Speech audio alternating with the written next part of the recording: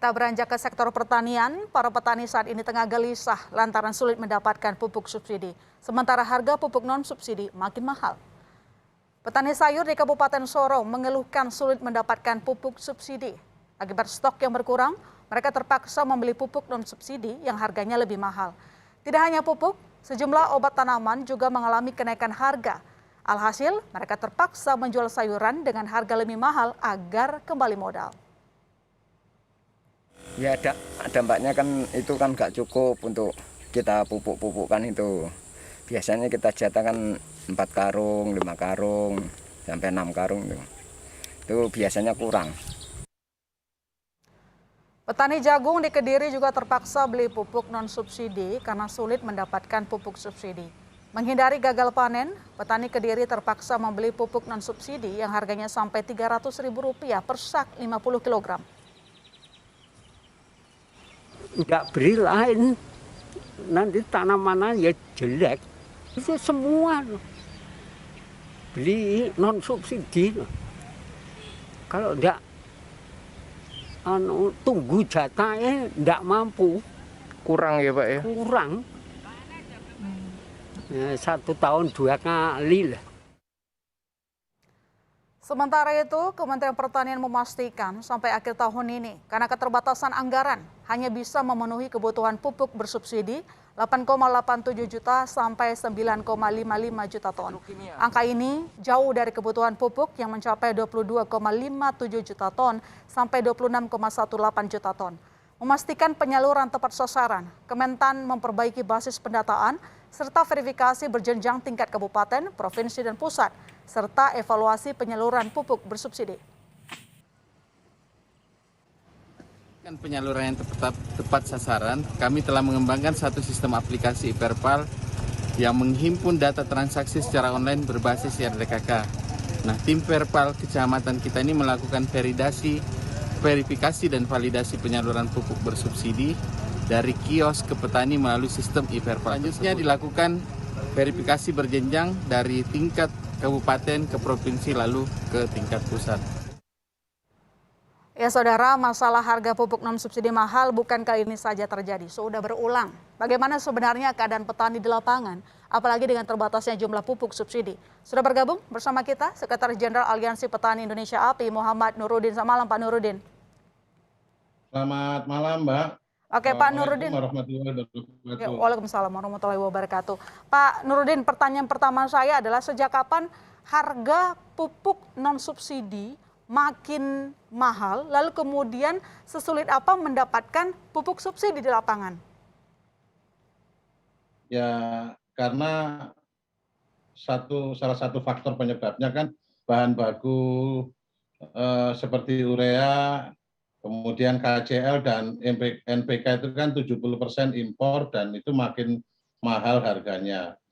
Termasuk salah satu gas ya, itu juga 2 kali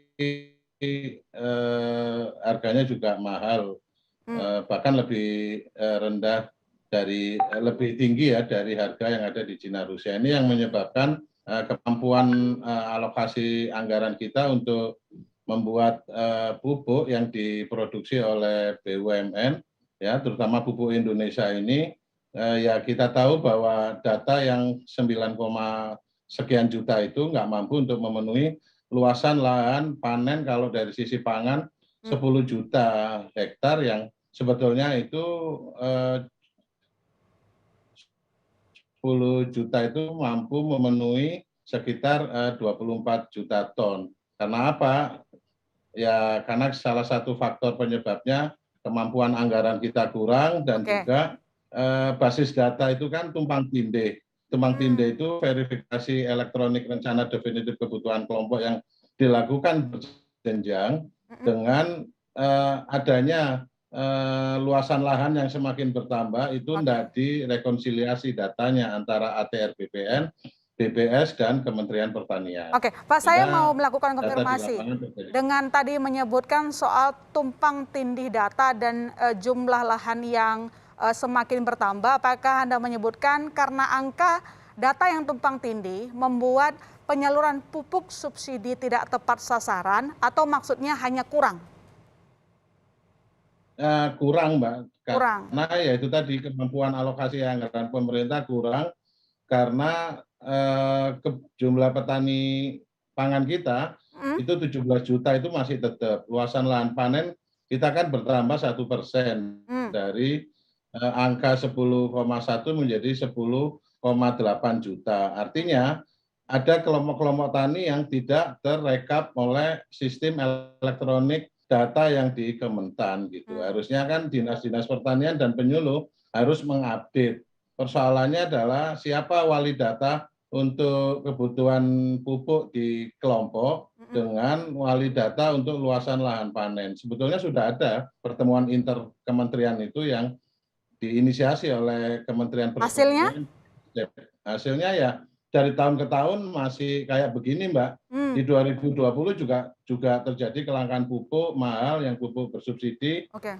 Di 2021 menjelang musim tanam ini dengan adanya ancaman badai La Nina, pupuk juga semakin mahal. Ini kan memukul biaya-biaya produksi yang alokasi petani jadi ragu ya untuk menginvestasikan, dan penurunan jumlah produksi juga diperkirakan akan ada kekhawatiran kayak begitu. Oke, khusus tahun ini sebenarnya untuk pupuk non subsidi itu naiknya sejak kapan, Pak Nurudin?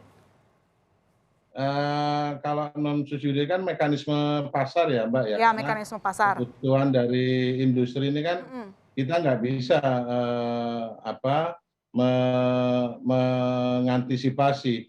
Tapi kan Kementerian Perdagangan dan Kementerian Pertanian harusnya kan berkoordinasi dengan aparat penegak hukum untuk mencegah ya di sisi pengendalian dan pengawasan begitu, Mbak. Oke, nah seperti yang Anda sebutkan tadi, kalau soal harga pupuk non subsidi mahal itu sudah terjadi ya Pak, berlarut-larut bertahun-tahun gitu. Nah pertanyaan berikutnya adalah kemarin itu sempat petani yang bilang ada kenaikan harga pupuk bahkan 4 kali dalam 1 bulan. Di lapangan itu sebenarnya kayak apa sih, kok bisa? Oke, kita mau menyerahkan itu ke mekanisme pasar, tapi kok bisa fluktuasinya terlalu tinggi gitu, terutama di musim panen sekarang, di musim tanam ya?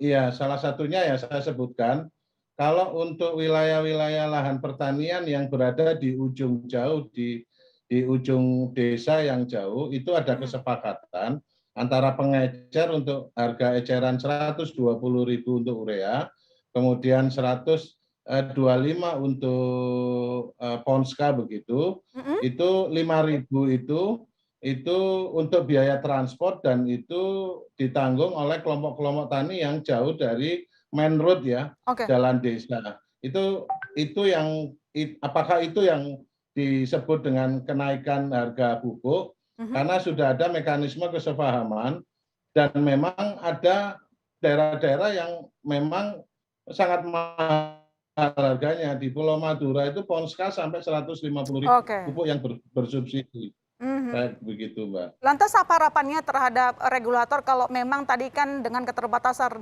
anggaran pemerintah cuma bisa menyediakan 8 sampai 9 juta ton. Nah, lantas kebijakan apa yang diharapkan supaya itu dia tadi tidak memberatkan ongkos tanam dari petani?